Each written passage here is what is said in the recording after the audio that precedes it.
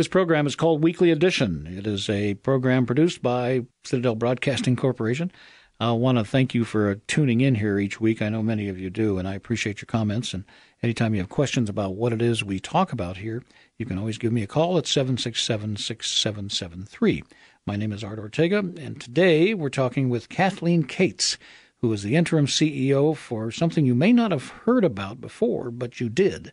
It's called LifeROOTS. I mean, you probably heard about this, but you didn't hear about LifeROOTS, and that's what we're going to talk about. Hi, Kathleen. How are you? Hi, Art. Thank you for having me. The interim CEO, that means that you're in charge until... Until they tell me not to be.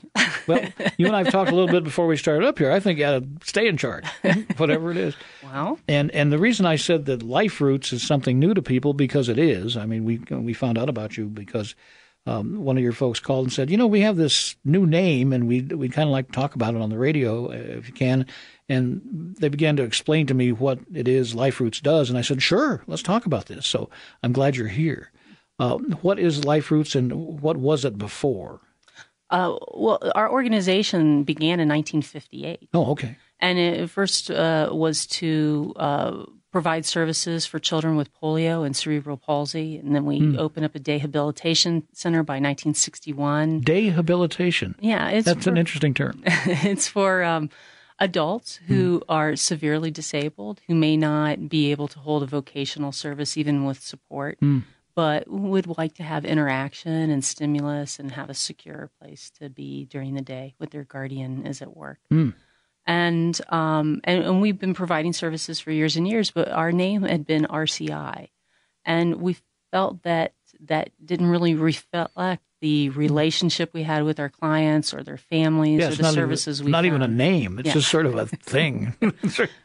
And years ago, I asked providers when I was a consumer at the organization, what does RCI meant? And nobody actually knew, or they had different answers. They knew what they did, but they didn't know how to put it in some kind of capsulized form. So they started a renaming process last winter in which they researched how to, what would be the best name to reflect what we want to reflect in the community.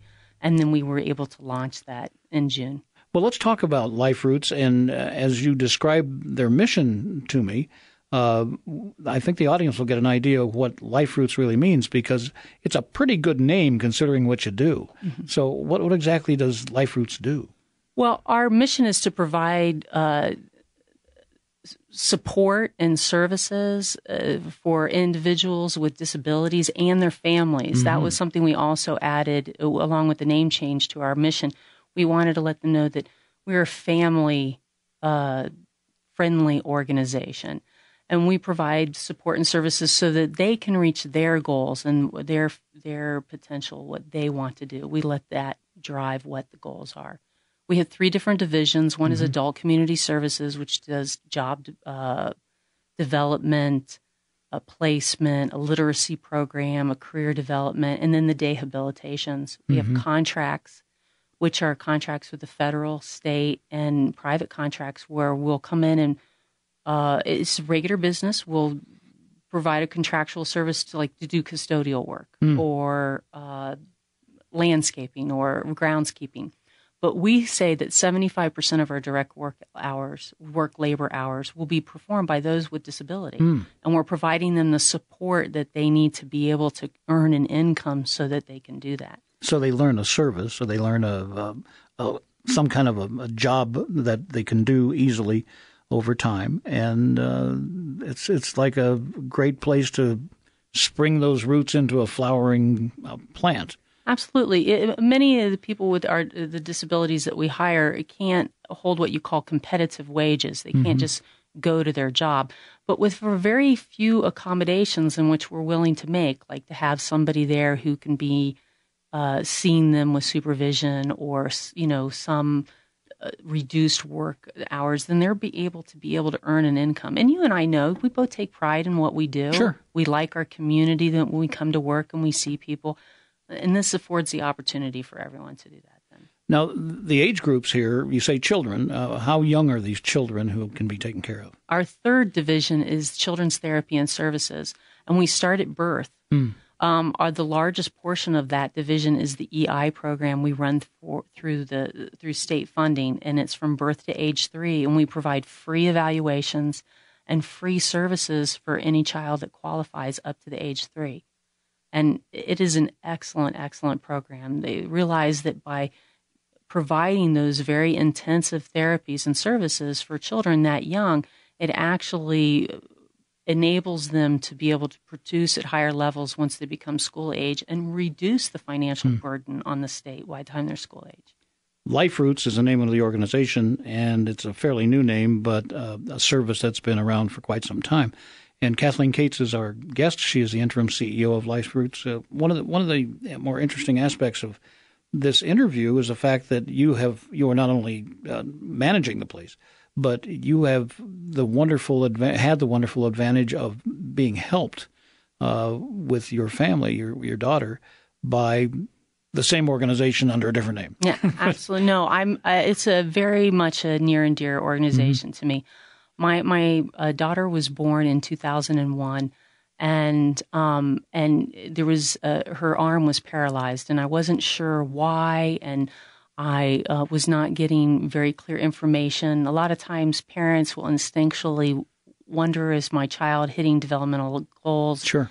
And a lot of times, as a mom, we are dismissed. We're being hysterical mothers, or we're being overly protective. And what I found out is that LifeROOTS can give me a free evaluation, everything physically, cognitively, speech, all that. And then if they feel that the child could benefit through therapeutic services, then they can offer free services through the age of 3 for that. And it has been extremely beneficial for my daughter.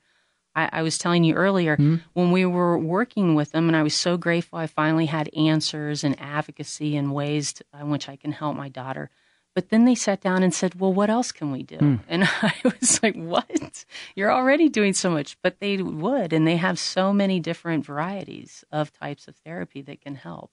It's sort of like being at a fine restaurant and you're so satisfied with everything. It's like, now we're going to make you a dessert. No, it was wonderful. Yeah. And I really attribute to the clinic in which my daughter had to go to. The injury she had is so rare, is in Houston. And we saw a lot of kids in that clinic who were in foster care or with parents that were not given knowledge about the injury. And they are only now being seen by the doctors at 8 and 9 and 10 years old. And there's just a much slower recovery at that point. And because she had those early years of very intensive therapy, I mean, So she's doing well now, and that's the most important part. I say you don't notice her arm because her mouth never stops. Yeah. Well, you probably had a hard time saying to them, yeah, I don't think I want to be the CEO right now, because when they asked, you said, yeah, I'll bet you. No, absolutely. No? Well, I was asked a couple of years ago to sit on the board of directors. Oh, okay. And I said, absolutely, I want to sit. I always wanted to give something back to this organization because I felt that, when you think your child is injured, they're just, you're lucky to shampoo your hair. Sure. That's the only thing that stays focused for you.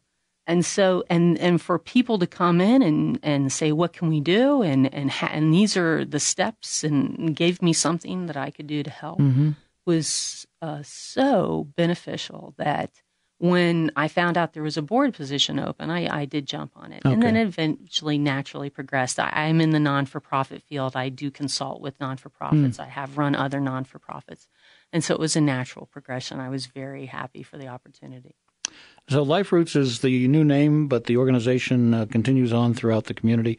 How do people get in touch with LifeROOTS? I mean, if a child has a problem, or if an adult who needs some aid, or a business who needs some contractual work, do they have to be recommended by anybody, like a doctor or an employment agency or anything else, or is it just direct contact? No, absolutely not. They can just call us at 255-5501 and ask. The receptionist listens to everyone. Yeah, must be. You don't have to we're not going to put you in a system that you have to punch the right key.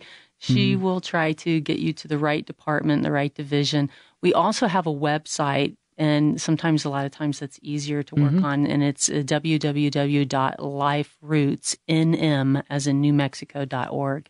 And it'll show you all the different services and give you contact information on, so that you can get to the specific director if you don't want to tell your story to the receptionist. I understand. Well, you must have an extremely interesting group of employees for LifeRoots, considering the myriad of problems and concerns that they probably run into every day. We do. I will tell you that people who dedicate their life into the non-for-profit field, which I believe the non-for-profit should be run a lot like for-profit, except we put our profit back into the services and the people instead of our stakeholders. But it is not the high-paying corporate positions. So people are there really for the mission. They really see the day-to-day interaction and see the difference. And many of our employees started off as clients, and now they're employees. Oh, that's great. And so because they have gotten to the confidence and the training that they needed to be able to be in a competitive wage. My next, I think most obvious to me anyway, question is, do you take volunteers who can begin to help and learn about this process? Yes, we do. Absolutely. We are in the process of trying to identify those different types of volunteer opportunities. Obviously, they on one-on-one therapy, there are issues of background checks and services, things like that. But that we can always need to roll up our sleeves and need some help. So absolutely. Well, there's a big boom of people who are starting to retire now, and they have expertise in so many areas, whether it's business or some social kind of interaction. And boy, you're going to have some folks knocking at your door. I hope you do. No, I do too. We have our offices in our day hab at Manal, but we also have one at Rio Rancho. And they have an art program. They make these custom handmade cards that we sell to companies to use as their thank you cards. Oh, really? Okay. And that would be a fun volunteer project too, to be able to help oversee that art program. Our conversation is with Kathleen Cates, interim CEO for LifeRoots. Its mission is to help those who need help in all kinds of areas of health. And I guess we can't really put that in one little capsule and describe it very well. So I'm glad we had a chance to talk about it at some length. Did we miss anything? Oh, well, of course. But okay. Art, I thank you so much for this opportunity. I'm just very proud of what we do, and I'm glad that you're giving us a moment to be able to tell you about it. Well, if people want to know more about LifeRoots, all they have to do is go to the website. And the web address again is? Is www.liferoots, all one word, nm.org. And if you have any questions, if something just comes to your mind and you think, I don't know who to turn to, maybe I should talk to those LifeRoots folks and see what's happening. What's the phone number to drive the receptionist crazy? 505. It's 505-255-5501. And yeah, you don't need to prove that your child needs services. You just need to have the ability to call us up, and we will be glad to perform an evaluation. And let the evaluation determine that. And then that'll help you. That'll make you feel more comfortable and confident. And I'm sure part of that evaluation will bring about some success stories, so you know you're dealing with someone who knows what they're doing. Oh, absolutely. And you gave us a very bright one having to do with your daughter and your experience. And I'm sure that happens all the time. And people should want to ask those questions and get answers to their concerns. I do appreciate you being with us. Thank you, Art. This is Weekly Edition. Our guest has been Kathleen Cates, interim CEO with LifeRoots. So please call us and let us know what your new thoughts are, 767-6773. My name is Art Ortega. Thanks for listening. We'll see you next week.